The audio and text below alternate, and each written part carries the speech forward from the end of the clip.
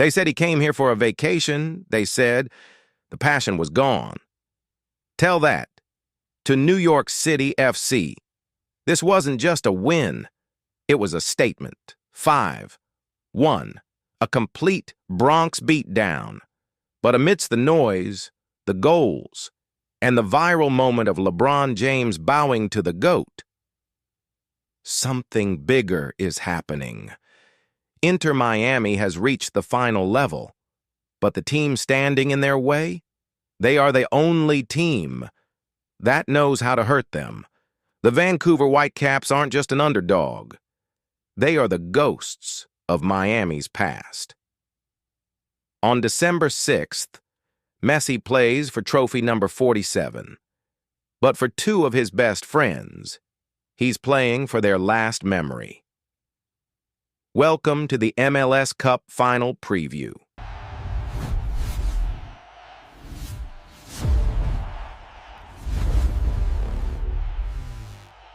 First, we have to talk about how we got here, because Saturday night in Fort Lauderdale wasn't just a soccer match, it was a crime scene. Go back and look at the predictions before kickoff. Everyone, and I mean everyone, expected a tight, gritty war against New York City. They expected a struggle.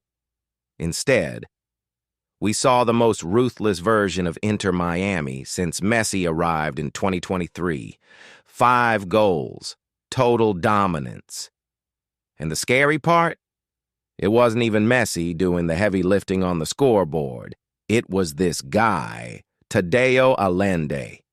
A hat trick in a conference final? Are you kidding me? Coming off the bench to score 3 times in a game of this magnitude? That is unheard of. This is exactly what U.S. viewers, Gauld and MLS skeptics needed to see. For 2 years, the lazy narrative has been, it's Messi and friends versus the world. Critics said the rest of the squad wasn't good enough. They said the defense was a disaster waiting to happen. But against NYCFC, the supporting cast became the main characters. Look at the midfield. Federico Redondo, Yannick Bright. They played like absolute veterans. They completely bullied New York off the park. They won every second ball. They didn't give New York a moment to breathe. But don't get it twisted. Messi was still the conductor. That assist to Silvetti, that was career assist number 405. He didn't need to score, because he controlled the entire tempo. He was finding pockets of space that nobody else could see, tearing their defensive lines apart with a single touch. The biggest takeaway for American fans watching this team is peaking. At the exact right moment. In the NFL or NBA, you want to get hot in the playoffs. You want your momentum building in December. Miami just played their best 90 minutes of the year. They looked faster, hungrier, and sharper than they have all season. But, looking at the tape, they aren't invincible. Now, I need you to listen closely, because this is the storyline the mainstream media is skimming over. This isn't just a final, it is a funeral for an era. Reports have all but confirmed that for Jordi Alba and Sergio Busquets, this is it, the literal last dance. We know they are planning to hang up their boots at the end of this season. That means December 6th, Saturday night, is the final time we will ever see the Big Three share a pitch in a competitive final. Think about the history for a second. They won Champions Leagues together.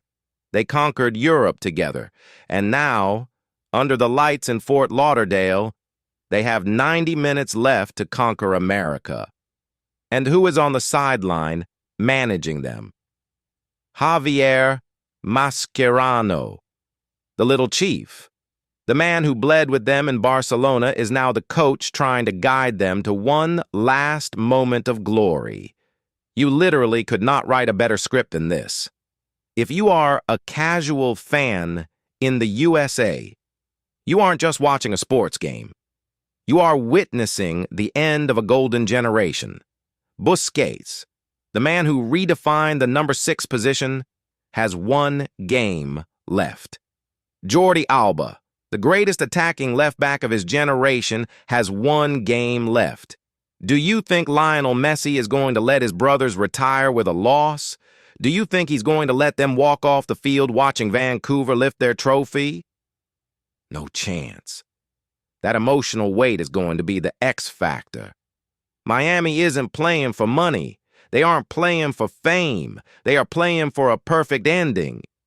And then there is Luis Suarez. His contract situation is complicated. He wants to stay. But reports say he is fighting for his future. A goal in the MLS Cup final makes him undeniable. A ghost performance might mean he's gone too. So when you see them walk out on Saturday, take a good look. Because by Sunday morning, the Inter-Miami super team, as we know it, will be gone forever. We also have to talk about the energy, the culture, shifting in the U.S. right now. Did you see the clip? Of course you saw the clip. It was everywhere. Timelines, TikTok, Sports Center, LeBron James, the King, bowing to Lionel Messi sideline. That wasn't just a polite hello. That was game-recognizing game. When the face of the NBA bows to you, it sends a message to every casual sports fan in America. This guy is royalty. And look around the stadium. It wasn't just LeBron. You had Tom Brady, Kim Kardashian, huge NFL stars, all pulling up to Fort Lauderdale. Why does this matter for the final? Because Inter-Miami isn't just a soccer team anymore. They are a global brand. They are the Showtime Lakers of the MLS. And just when the hype couldn't get any higher, the front office dropped the bombshell. Contract extension, 2028. Messi isn't leaving.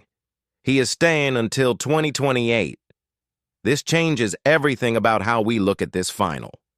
Originally, people thought this MLS Cup might be his farewell tour, a thank you and goodbye before he goes back to Newell's Old Boys or retires. But now we know the master plan. He is staying to open the new stadium, Miami Freedom Park, in 2026. He is staying to be the face of the World Cup in the USA, but here is the catch. To sell that dream, to sell that future, he needs to legitimize the present. He needs the ring. In American sports culture, we count rings. Jordan has 6, Brady has 7, LeBron has 4. If Messi wins on Saturday, he completes the American trifecta in just 2 years. He already has the League's Cup. He has the Supporters' Shield. If he adds the MLS Cup, he has effectively completed soccer in North America. It validates the entire experiment. It proves that he didn't just come here to sell jerseys. He came here to win. So when he steps on that field against Vancouver, remember this context. He isn't just fighting for a trophy. He is fighting to cement his status as the king of American sport, period. So, how does this end? We have looked at the tactics. We have looked at the emotions. But there is one final ghost we have to confront. You thought this was just Miami versus Vancouver? No. This is Lionel Messi versus Thomas Muller. Yes, you heard me. The German legend joined Vancouver this summer, and he has been quietly destroying defenses in the West. Think about it. The last time these two met in a final was the 2014 World Cup, Germany versus Argentina. Müller took Messi's dream away that night. Now, 11 years later, in Miami, Messi gets his chance for revenge. You cannot script this stuff. Vancouver is gritty. They are dangerous. Brian White and Ryan Gauld are going to cause problems on the counterattack. I think Vancouver scores first to scare the life out of Chase Stadium. But you do not bet against Lionel Messi in a final. Not in his house. Not for Sergio Busquets' retirement party. And definitely not when Thomas Muller is on the other side. I'm predicting a 3-1 victory for Inter Miami. Messi gets a goal. Suarez gets a goal, and the captain lifts trophy number 47. But I want to know what you think. Does Müller haunt Messi one last time, or does Inter Miami finish the story? Drop your score predictions in the comments right now. I will be back the second the final whistle blows on Saturday for the full celebration breakdown. Don't miss it. Subscribe, like the video, and I'll see you on December 6th. Peace.